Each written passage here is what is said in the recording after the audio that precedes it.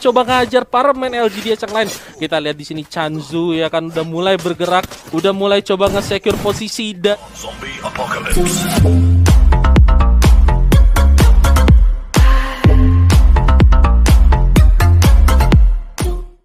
kayak yang tadi. Oke, kita bakalan masuk langsung ke game pertamanya. Gue pengen lanjut sedikit hashtag efek minggu bersatu, dimana kalian apapun tim yang kalian favoritin ya kan, tapi sekarang udah ada 3 tim yang lagi ngewakil Indonesia, 2 bermain hari ini, dan mari kita sama-sama dukung tim dari Indonesia yang bermain di play-ins, yaitu RRQ Hades dan juga Onyx Olympus. Menarik sekali karena kalau kita lihat arah pesawatnya sendiri juga membagi mapnya dengan nggak begitu rata, tapi Onyx di sini RRQ udah turun di observatory, di tempat yang biasanya dipakai sama EVOS untuk turun di Indo ya kan, dan di sini juga mungkin Onyx bakal nyasar ke Cape Town, ke tempat ininya mereka ya, atau enggak? Karena lu lihat ternyata Onyx sendiri nunggu banget di ujung pesawat. Dan kalau kita lihat dari RRQ sendiri, ini membuktikan bahwa RRQ adalah tim yang memiliki adaptasi cukup tinggi. Mereka memiliki daya analisa yang cukup bagus, di mana mereka tahu ketika EVOS nggak ada, apakah dari ke-12 tim yang bakal bermain di daerah map pertama ini bakal turun ke observatory atau enggak. Ternyata enggak. Dan seperti yang gue bilang, Kapten Legalot benar-benar memikirkan hal ini dengan matang. Dan nilai plus di early gamenya adalah perbedaan map yang cukup jauh antara Onyx dan juga RRQ, memungkinkan mereka untuk tidak ketemu di awal, fight di early game. Ya, bener banget. Dan itu mungkin salah satu hal yang akhirnya dipakai sama Legalot, memutuskan mungkin oke, arah pesawat kayak gini biasanya Onyx itu bakal enak untuk turun di Cape Town.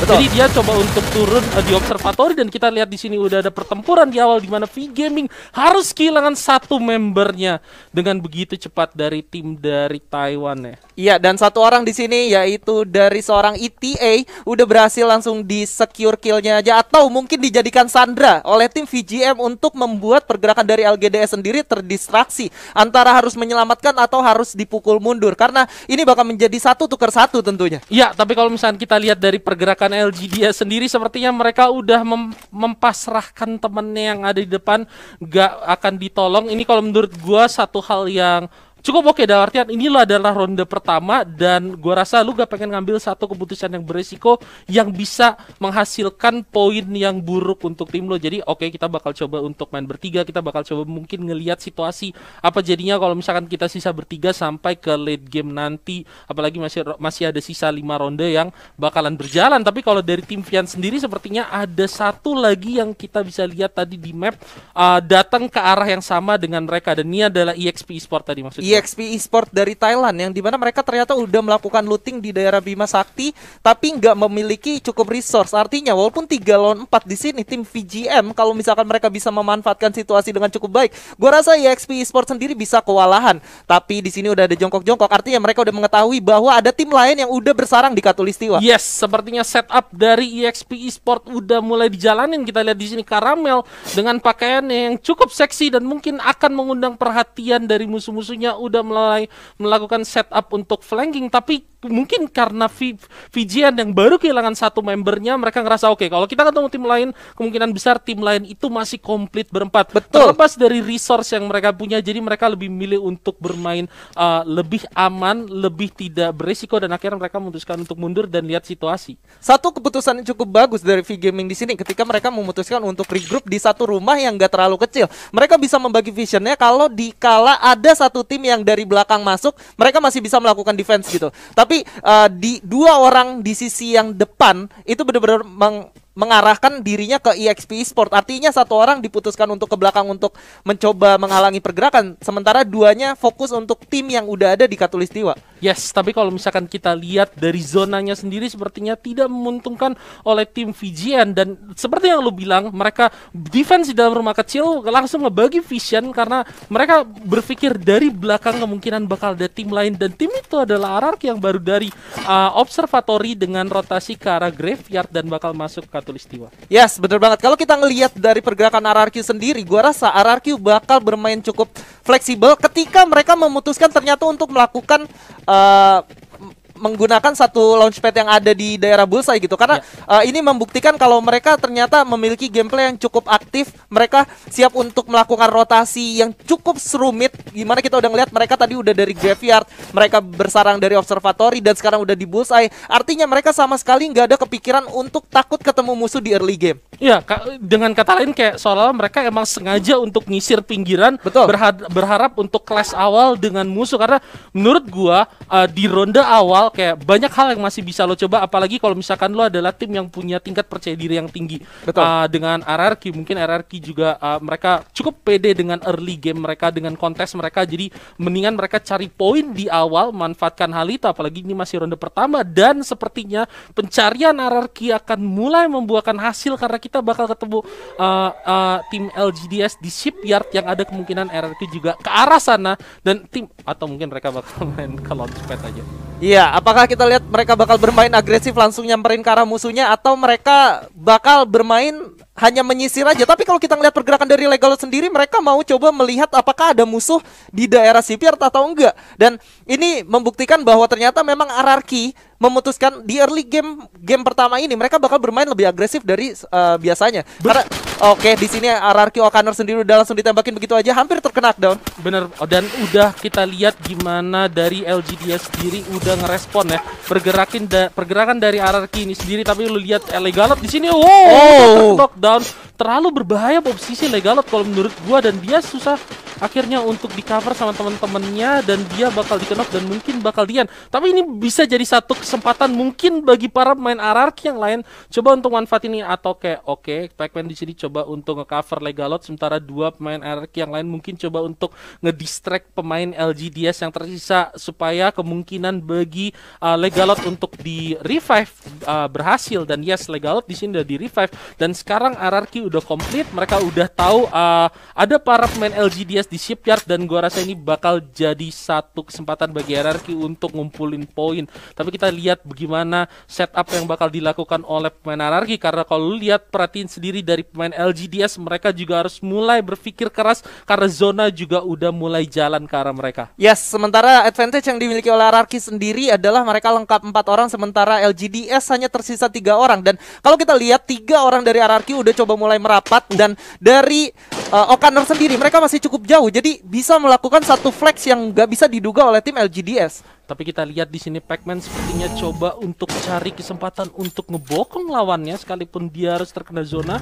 Zona awal masih belum terlalu sakit, jadi mungkin masih bisa dipakai kesempatan tersebut bagi para pemain RRQ untuk melakukan flanking dari belakang. Tapi kalau lihat gimana LGDS, enak, tapi satu orang udah berhasil di knockdown, dan sepertinya ini bakal jadi rush bagi para pemain RRQ untuk maju ke depan kah, karena satu orang udah di knockdown. Mereka bakal manfaatin momentum ini seharusnya untuk maju dan coba ngajar para pemain LGDS yang lain. Kita lihat di sini Chanzu ya kan udah mulai bergerak, udah mulai coba nge-secure posisi dari LGDS yang kenok tadi, dan bakal di-kill begitu aja. Sementara RRQ Hades bakal coba untuk ngejar para pemain LGDS yang lain. Satu orang udah ke spot, dan ini bakal jadi sulit banget karena health-nya udah cukup sekarat. Secure kill-nya begitu aja oleh Pac-Man the Sniper. RRQ Hades dengan 3 poin eliminasi di early game bakal menjadi satu bekal moral yang cukup baik untuk mereka. Kita bisa saksikan gimana flexnya RRQ walaupun harus kehilangan Legalot di early game, terkena down, tapi masih bisa di revive sampai akhirnya kondisi deadlock yang dimiliki RRQ dan juga dari tim lawannya itu membuahkan hasil baik dari RRQ ketika teman-temannya bermain flex untuk menyebar formasi 3-1. Ya, dan itu yang gua demen gimana dua pemain RRQ yang tadi coba nge-backup Chanzu kalau gak salah yang lari ke arah Legalot yang kenok ya kan, dan akhirnya itu kayak ngebikin situasi di mana Legalotnya bisa di revive dan gak ada pemain RRQ yang harus hilang di dalam fight itu, dan mereka bisa ngeratain LGDS clean tanpa kehilangan satu orang pun. Yes. Walaupun harus membuang resource untuk melakukan reviving terhadap Legalot, tapi gue rasa 3 poin eliminasi di early game zona pertama. Dan kalau kita ngelihat dari segi map awareness ya, di sekitar RRQ itu udah nggak ada tim lagi. Artinya mereka dari utara dari utara Bermuda, mereka bisa masuk ke dalam zona tanpa harus takut bertemu dengan tim lain. Ya, dan itu bisa jadi satu advantage tersendiri. Tapi kalau misalnya kita perhatiin, ini ada di satu sisi map lain, di tempat ada tim Onyx juga, dan sepertinya di sini crowd banget penuh banget di dalam zonanya dengan tim-tim yang ada, tim-tim yang lain. 10 tim yang bermain di dalam ronde pertama FFCS Fase Play-in sini sepertinya mereka udah memutuskan untuk masuk ke dalam zona semua, dan dengan pergerakan yang padat seperti ini bakal jadi berdarah-berdarah banget kalau misalkan lu udah mulai jalan di zona 3, zona 4, karena Betul. lu bakal dempet-dempetan dan lu bakal kejar-kejaran sama zona sambil masuk ke dalam zona aman berikutnya. Ya, yang harus jadi patokan untuk Onyx di sini adalah bagaimana caranya mereka masuk ke dalam zona tanpa harus bertemu tim orang lain. Tapi nampak ya Lau sendiri udah memberikan info kepada teman-temannya bahwa ada tim CRXE dari India ya. Iya, Tim dari Critical India. X Elite. Wah, Betul, ini, tim CRX Elite. ini seharusnya aimnya merah-merah ya. Betul. Critical. Critical. Karena sesuai dengan namanya. Udah critical elite lagi. Wah. Lu bisa bayangin gak? Lu bisa Yang bayangin. critical aja tuh udah serem. Yes. Udah ada critical, ada X-nya, ada elite. Wah, lu bayangin kalau ternyata mereka tapi di lane sisi mereka nggak berhenti gitu aja, bakal langsung masuk ke dalam. Di sini ada Legalot di jump shot, terkedap down satu orang lagi Bang Abi. Ini adalah VN Gaming yang tadi udah clash dengan LGDS di awal. Yes. Ya mereka udah sama-sama kehilangan satu member, dan ternyata RRQ Hades sepertinya nggak cukup dengan 3 orang yang mereka eliminasi. Mereka sepertinya haus. Ini kalau dari pengalaman ya, dari apa yang biasa gue lihat, ini bakal terus berlanjut sih di ronde pertama nih. Biasanya tim-tim yang haus darah, eksekusinya clean, mereka bakal ngelanjutin tren ini sampai ke zona akhir. Tapi kita lihat apakah RRQ bakal ngelakuin hal itu. Ditambah lagi kalau misalkan RRQ berhasil ngelakuin hal ini di dalam turnamen, gua rasa ada satu boosting mentalitas, dan itu bakal berguna banget, apalagi kalau misalkan mereka bisa pertahanin hal itu sampai ke 5 ronde selanjutnya. Betul sekali. Dimana kalau kita ngeliat sendiri RRQ dengan kapten terkuat di muka bumi ada Legalot ya. Lu bisa bayangin gimana Legalot mengadaptasi gameplay yang dimiliki oleh EVOS dengan begitu cepatnya. Mereka latihan hanya beberapa minggu dari FFIM sebelumnya sampai akhirnya masuk ke sini, dan mereka bisa adaptasi itu dan melakukan finishing dengan cukup bagus sampai at least ada di mid game ini. Ya, dan kita harus ingat juga lawan dari tim RRQ yang mengadaptasi permainan EVOS ini adalah tim-tim yang berasal dari peringkat 2, peringkat 3 negara-negara lain yang mereka udah ngelaluin kompetisi seperti FF Game di negara mereka masing-masing. Betul. Oh my god. Mobilnya dia bawa ke atas rumah aja langsung. Gila, Kenapa? ada mantep ya? Kenapa lu harus ke bawah kalau lu bisa naik ke atap ya? Iya, kenapa harus ada yang mudah kalau lu bisa lo yang lebih sulit gitu? Iya benar juga ya. Iya kan? RRQ Logic. RRQ Logic. Dan RRQ Hades. so far RRQ HD sendiri perwakilan dari Indonesia udah berhasil mendapatkan 2 poin eliminasi masing-masing dari Pac-Man dan Legalot. Artinya mereka udah memiliki 4 poin eliminasi, dan mereka udah masuk di zona selanjutnya, memiliki bekal yang cukup. Artinya setidaknya di game 1 ini RRQ udah memiliki satu bekal yang cukup aman dibandingkan dengan Onyx yang belum mendapatkan kill sama sekali, dan mereka ada di luar zona dan cukup jauh untuk masuk ke zona lainnya. Tapi oke, kita berbicara tentang Onyx seperti yang lo udah mention, belum ada kill. Tapi sepertinya tim yang lain, sepertinya cuma ada satu tim yang punya tempo panas kayaknya di ronde pertama ini. Tim yang lain tuh kalau kita lihat sampai sekarang, mereka bermain dengan tempo yang lebih slow, lebih adem. Mungkin coba untuk menghindari early fight. Bahkan tadi ketika ada 2 tim yang bertarung di awal, LGDS dan VGN, ketika mereka udah kehilangan satu member mereka memutuskan untuk narik. Betul. Temponya lebih slow. Apakah mungkin karena mereka RRQ bakal ketemu EXP? Kenapa enggak? Karena dari tadi emang sepertinya mereka mencoba untuk mencari kill ya. Kita lihat Pac-Man di sini di belakang ya kan, Pac-Man the Sniper udah mulai ngeker-ngeker dengan Panci mungkin. Panci sekarang ada kita lihat O'Connor harus knockdown. O'Connor udah knockdown. Legalot bakalan mundur seharusnya, dan 2 orang di knockdown. Sepertinya ini bakal jadi disaster untuk RRQ. 3 orang tersisa Legalot. Apakah Legalot bisa bermain clutch play yang bagus? Revive bakal dijalanin, gak sempat. Legalot bakal coba untuk maju ke depan. Shotgunnya dikeluarin, dan ternyata RRQ harus tereliminasi.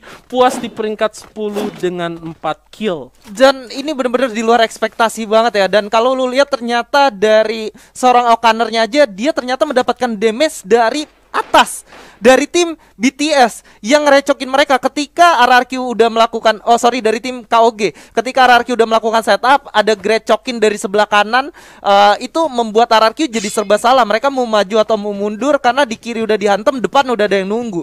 Ya, dan itu akhirnya apalagi posisi RRQ tadi cukup open ya. Betul. Ya, dan ini cukup menyulitkan dalam artian yang direcokin itu RRQ bisa dibilang kayak gitu. Kalau misalkan tadi yang direcokin mungkin tim lawan ya yaitu EXP mungkin bakal beda ceritanya. Tapi oke, situasinya juga kurang menguntungkan dan KOG sendiri yang tadi udah ngelihat ada pertempuran di bawah, mereka pasti udah nge-spot ada EXP Sport juga di situ dan ini bakal jadi perang yang nggak bisa terhentikan antara EXP dan juga TG. Kita lihat gimana para main EXP yang tadi udah berhasil dapetin 3 kill bakal coba untuk perang dengan tim TG, tapi sepertinya yang ada di atas memutuskan untuk mundur. Satu granat masak yang cukup baik dari tim EXP, 2 orang berlindung di balik blue wall dan ini bakal jadi pertempuran blue wall padat yang cukup mantap. Tapi kenapa gak di-spray langsung begitu aja? Para main dari tim EXP sepertinya bisa dapetin 2 knock dan sisa 1 orang yaitu Sharky. Sharky dengan snipernya coba untuk melawan, coba untuk bertahan, coba untuk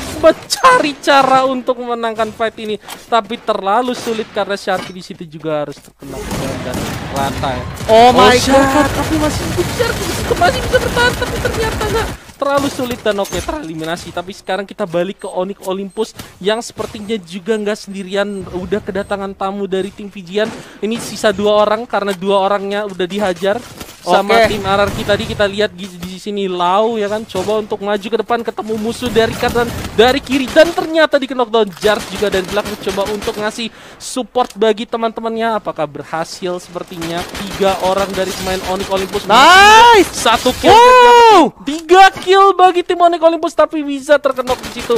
Bagus banget pertahanan dari tim pemain Onyx Olympus untuk bisa menangin fight barusan. Yes, benar banget karena kalau kita lihat walaupun kehilangan Lau tapi at least mereka udah berhasil mendapatkan satu kompon yang cukup aman untuk bertahan di zona keempat dan ternyata zona terakhirnya berpihak ke arah mereka. Ini tinggal gimana caranya mereka membagi vision antara atas dan juga bawah. Olympus udah masuk 5 besar dengan 14 orang yang tersisa. Tinggal KOG yang masih lengkap di atas mereka.